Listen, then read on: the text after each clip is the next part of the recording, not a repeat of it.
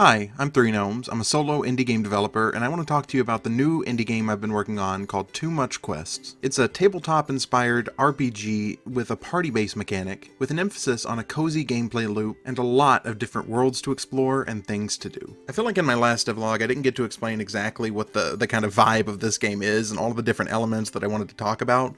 For example, like when you go into combat, you're going to go into a separate screen, it's going to feel like you're on a tabletop, and it's going to be a sort of card battler system. And a lot of the RPG elements in this game actually come from unlocking new cards, which will kind of tie into the loop of gameplay. There were also a lot of comments in the last video about wanting all of the characters to sort of follow each other in a line while you're exploring the world. And I get where that comes from, but it just doesn't fit what I want to do in this game, and I also don't like the idea of the entire screen being filled up with people. I know that this just comes from that being what you've seen from other games, but I want you to feel like you're playing the party. You're all moving as one unit. Do you know when you're playing D&D, if you've played D&D, you don't always move all four of your characters around in a dungeon. You set up a system of where you are in the party, and then you sort of just have whoever's taking the lead, their character moves, and it's assumed that you're moving with them.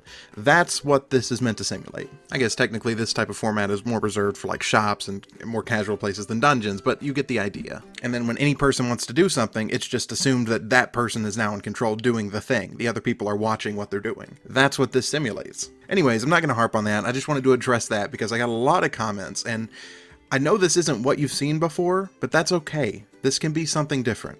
Okay, so in the last devlog we talked about the process of bringing the dog to life and the cat, taking them from just 2D images and breaking them up into little pieces and putting them back together and then making them actually playable characters within Unity. And then of course each of them had their own style and movement and different abilities that they had.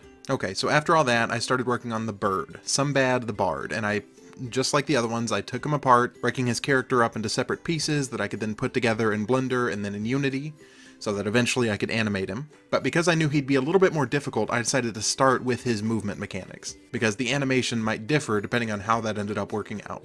I knew I wanted him to have some type of flight ability, but I couldn't picture exactly what it was that I wanted at first. I played with the idea of having him just fly straight up.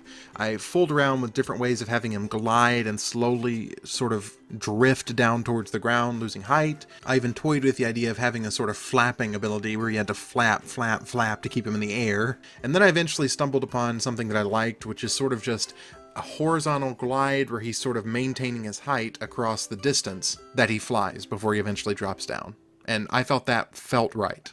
And then I started animating him. His base movement ability, the animation for when he's just walking around, was so much fun. I thought it felt perfect. But I quickly realized if I wanted this flight animation to look right, I was going to have to make it with a custom body part, because right now his cape is set so that when you're walking along the ground, it sort of just stays flat on the ground, and I needed it to hang down when he starts flying. And so I made a version of his body with the cloak hanging down, and now when he flies, that comes out.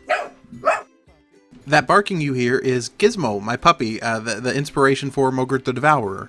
Besides just the tabletop D&D inspiration for this, there's also an element of a lot of these characters being inspired by concepts I had of pets as D&D characters. And Mogurt the Devourer is what I call my puppy when he smells food. So that's kind of the inspiration for that. Tiriana was also inspired by a bearded dragon that I used to have years back, who sadly has passed. But week after week, he used to sit next to me when I played D&D in his little terrarium and listen as we brought all these characters and worlds to life. And I always used to think, what is he imagining this world is like that we're describing, that he's just sitting here listening to? What would it be like if he was in that? And that was part of the inspiration that led to me making this game. Mixing that fun that you have just sitting around with your friends with the sort of wholesome, cozy love that you have for your animals, for your pets, for your best friends. And that's how this game came to life. Anyways, since he introduced himself, I figured I'd go ahead and introduce you to Gizmo, to Mogurt. Anyways, so this is the bird. He's now animated. He has a custom ability to sort of fly for a limited duration, and I was pretty happy with that. Okay, and then so logistically, the fourth character should be what I work on next, but it's not because I was afraid of tackling her kind of more complex body style. So instead, I started finding ways to procrastinate. So I started by adding in the first NPC, Valen Five Eyes, who's sort of this cult member with these weird, creepy, floating eyes. And ultimately, I would end up choosing a different direction than actually animating every single character, and I'll get to that later, but I loved how this character looked interacting with the other characters that I'd built. So now that I had an NPC, I also needed to create some obstacles next to him to overcome, so that I can show off a different skill momentarily. So I sort of made these two pillar walls on either side of this valley, and then I put light beams crossing between that would theoretically harm you or stop you from going through. So now you had an obstacle to overcome. The cult leader is not going to let you in. How do you get in?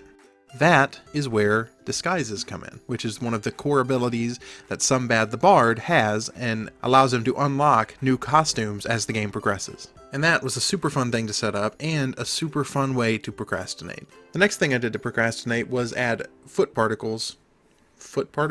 dust particles that are kicked up by your feet that will actually make it look like you're walking around and kicking up dust as you go. So I could have done sort of just a basic default particle system to make this happen, but I wanted to make it fit the style of the characters that I'd made. So I actually hand drew some little custom they're not foot things, they're dust. Little dust clouds that'll pop up as you're walking. So I hand drew those. People are going to think I have a foot thing. And after some fine tuning, it was perfect. It wasn't too noticeable, too distracting, but it did just give the illusion that you were actually moving through space. And then I finally locked in, as the kids say, and worked on Tiriana, breaking her up into her separate little pieces so that every part can be separately animated once I put her into Unity. And then once all that is separated out, I go ahead and put her into the system, line everything up so that it looks good, and then at that point, pretty much all that I have to do, like the other characters that I made after the first one, is slap them onto the base that's already been made that kind of changes slightly to control all of the characters. Next up, I just add a little bit of light to the end of her staff to make it look like it actually has some magical properties. And it's sort of subtle, but she also has a bit of a soft pulsating glow within the light, and then tiny bits of light particles just kind of filtering off of the top of the staff. And that's all just to play into the magic that she has. And while I was fiddling with things like that, I tried a few other things, such as seeing what the disguise would look like, having it just a flat surface that moves in front of the bird, and I hated that, so I got rid of it. But then I also added some soot that casually sort of floats up off of the cat as he's standing there or moving around. And I thought that was great. And then I finally put in a solid week's worth of time animating to get Tiriana's movement looking good. And now I had all of the characters pretty much fully animated. Well, except for their attacks and anything else I decide to add at any point, because I'm certainly probably going to add a whole bunch. Why did I even say they're done? They're not done. But they're basic idle and walk, and all of them that have jumps are done. Yeah, Tiriana can't jump. Her character isn't really up to athletics. She is through and through a healer and a mage. But we can talk more about that later.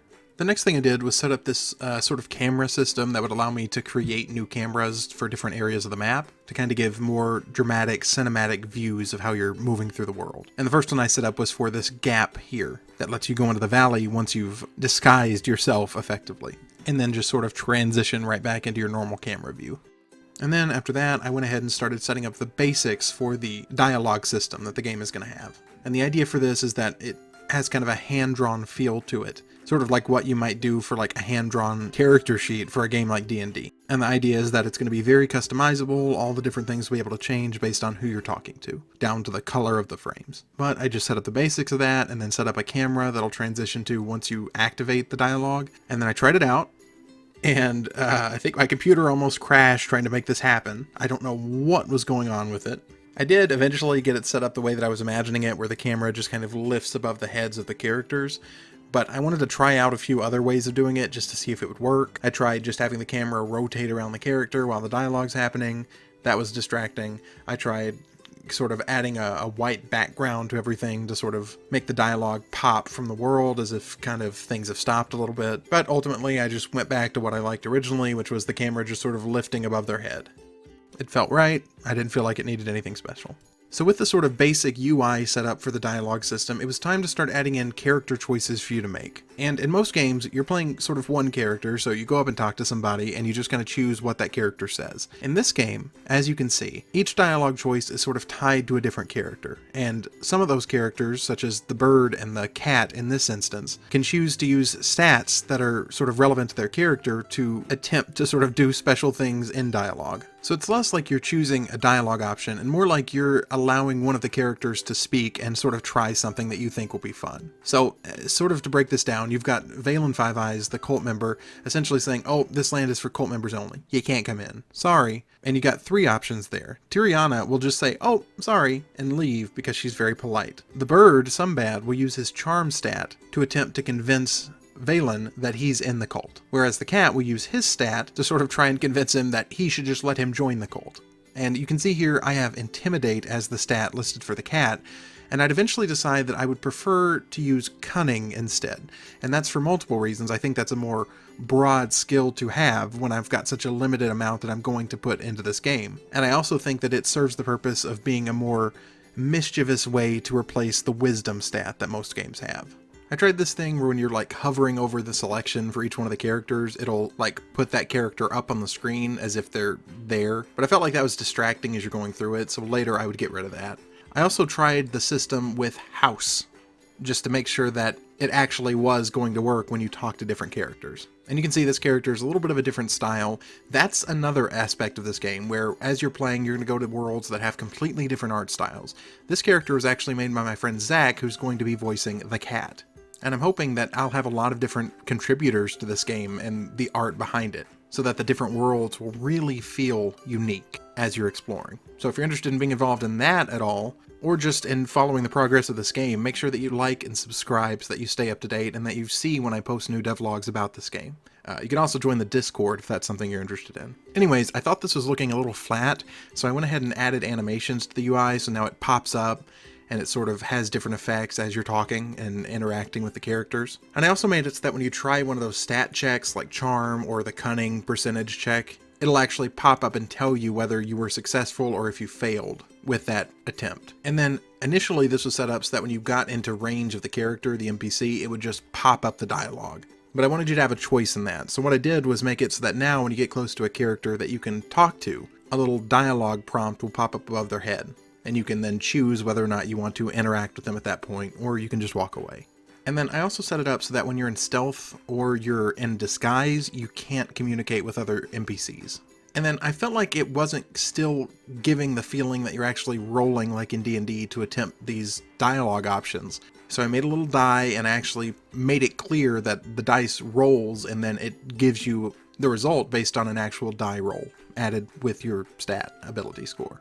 And at that point, I was very satisfied with this. And so I showed my girlfriend, and she pointed out a bug that I guess I was aware of, but I had just become kind of blind to it. That happens when you're developing games. You just become totally blind to a bug because you just live in this world where that's what's been happening for, 2 weeks or whatever. And that's essentially that when you're talking to one of these NPCs, like for instance, if you walk up and you're playing as the bird, and then you talk to the NPC, when it comes out of that, it'll always go back to the default state, which is the dog. And she made the point that when you walk up and you're talking to a character, you approach them as the bird, for example, it sort of feels like it's undermining the choice that you made and the role-playing that you're doing by putting you back to the dog and making you switch back to the bird. And that was a pretty quick fix, and I felt like she was right. That definitely felt a lot better in terms of roleplay especially. And I could keep going with different things that I did, but that's pretty much the end of what I did with the dialogue systems. In the next one, we'll talk about some of the choices that I made for the way that NPCs are presented in the levels and the card battler system so that you can actually see how combat works and how the different cards work. But if this video was interesting and you want to learn more about it and you want to follow this game and maybe someday you want to play it, make sure that you like and subscribe to this channel so that you don't just